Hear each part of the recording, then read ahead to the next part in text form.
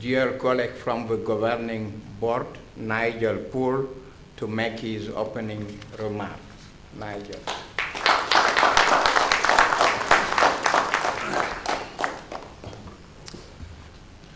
Good morning, everybody.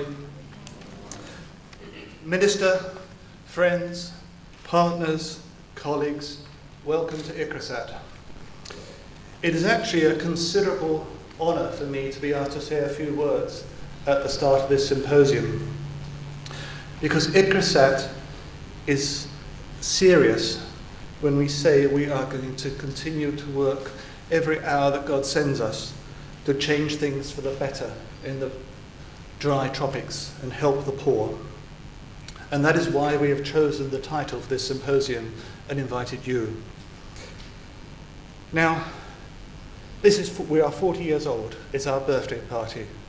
In those 40 years, the world's population has doubled. The population of Nigeria has trebled. The population of India has doubled.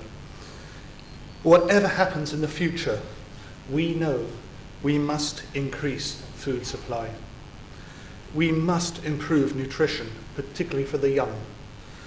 We must enable smallhold farmers to produce beyond their subsistence level. We must improve their access to the market. And we must improve the development of partnerships. Do you know agricultural growth is a very effective way of reducing poverty and hunger. There was a recent study, and I have to quote the figures here, is that just a 1% increase in agricultural income per capita reduces the number of people living in extreme poverty by between 0.6 and 1.8%. That is so worth achieving. It sounds little, but it's worth achieving. Because there's a paradox about poverty and hunger. It is often the poorest sectors of a community or a population that are engaged in farming in the developing world. If we look at sub-Saharan Africa, the potential is there for increased food production. But hunger and malnutrition still remain one of the core obstacles to overall development. Many of these smallholder farmers, they're trapped. They are trapped in their marginalized communities. They're resource poor and they are shock prone. Their agricultural success every year, or their agricultural failure every year, determines whether they, their children, their families have enough to eat, have the right food to eat, are able to send their children to school, particularly the females, and they can earn enough money to save to buy the seed for next year, or the fertilizer, or what have you. Let me come off message slightly here. I am often asked why I do this job, why my board members do this job. What drives me are the figures for, we call it stunting of children. When a child in its first 3 or 4 years does not receive, it's more than carbohydrates. They've got to receive the vitamins, the amino acids, the fatty acids, etc., which enables them to grow and reach their full potential intellectually and physically as adults. The figures for stunted children in India is 42%.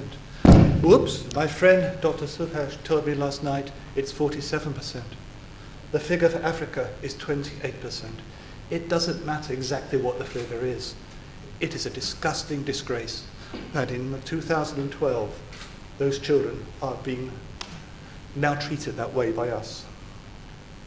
Now over the years, and let me just come back to that figure about malnutrition. My wife and I were reminiscing last night. We were both born just after the Second World War in London, where food was rationed. But the governments knew. They didn't have all the science data. They didn't have all the explanations of vitamins and amino acids.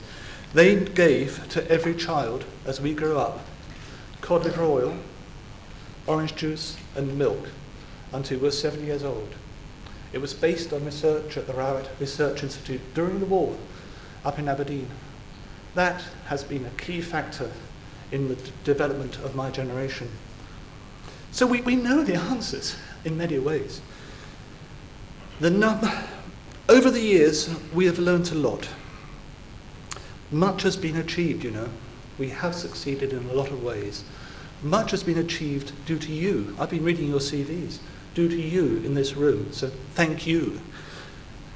But the numbers and conditions of the poor continue to increase and worsen. It's a bit like running up the down escalator as children. We used to play this game. If you slow down or you stop for 1 iota, you'll go straight to the bottom. We cannot stop. We cannot allow any hiccup in this drive at ICRISAT to improve the lives of the poor in the dry tropics. Now, I don't think anyone in this room believes that there is a single magic bullet solution to the problems. Of course there's not. We just got to continue to work harder on many fronts to win the war. But I'm also sure that no one in this room believes that we can go on doing just the same day in, day out. We must keep on asking ourselves, what do we need to change to become more effective in helping these hundreds of millions of desperately poor? ICRISAT, we at ICRISAT, we have in the last couple of years have reorientated and sharpened our strategy for 2020. It's in your bags somewhere. It's called Inclusive Market Orientated Development, or IMOD. Now that's not a very catchy title, but it says what it does. Inclusive Market Orientated Development. And we will keep on reviewing that strategy. I guarantee that. Because in a nutshell, IMOD connects the science we put into agriculture at the research level, it connects to the poor farmers, and it links them to the markets. And there's much more about it than that. And one of the things I wish to achieve, and I'm sure my fellow board members wish to achieve during the next 2 days, is to hear your views on IMOD and what we can do to improve. We believe that partnerships, ICRISAT's achieved an awful lot. None of that could have been achieved without partnerships with our sister centres, with the NARS, with a whole load of people. But I just want to offer one particular comment on the future as the world develops, and that is going to be the importance of the public partnership, because that offers some of the solutions we need. It offers a way of getting investment into agriculture, not just for the major crops, but for the crops which the poor in our regions depend upon, and which also the children depend upon for their nutrition. Now, I have seen how these public-private partnerships can succeed in improving areas. But they can only work if there is mutual trust and responsibility and respect. ICRISAT, we work very hard at developing and maintaining those partnerships. But it can be easily destroyed. It can be easily lost. And once lost, it is very, very hard to regain. So again, a plea to keep on helping us in ICRISAT develop and work with you as partners. I've witnessed at first hand what my colleagues in ICRISAT at Science can do. I just want to pick up 2 examples. Do you know that there was a pioneering project started, 13 years ago here in Andhra Pradesh?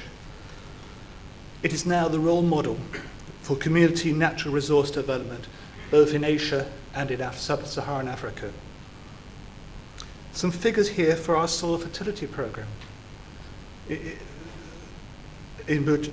call Bucheta, which we can find a better name for it. It covers 3 million hectares. It involves 3 million farmers,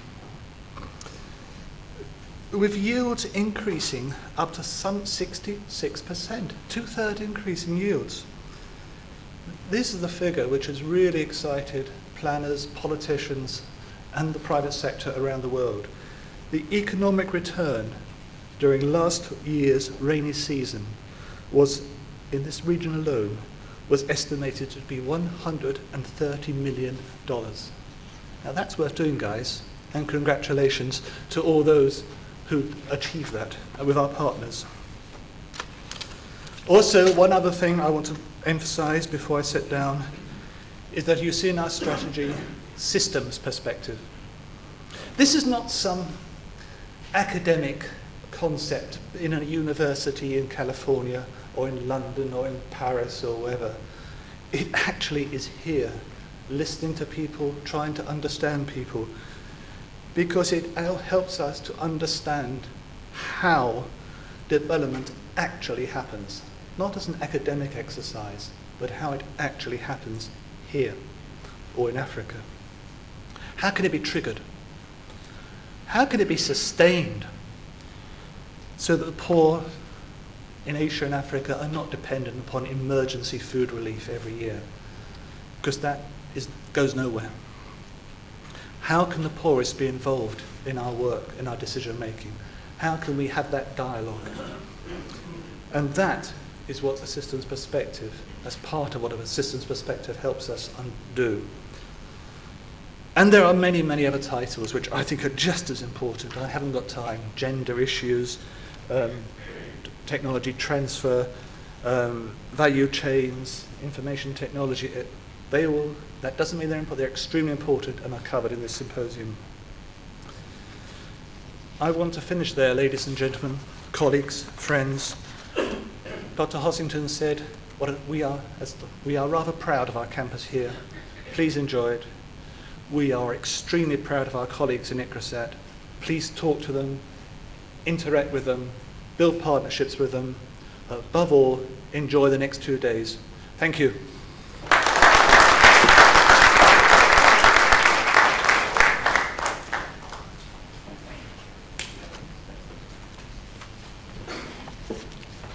Thank you, Nigel.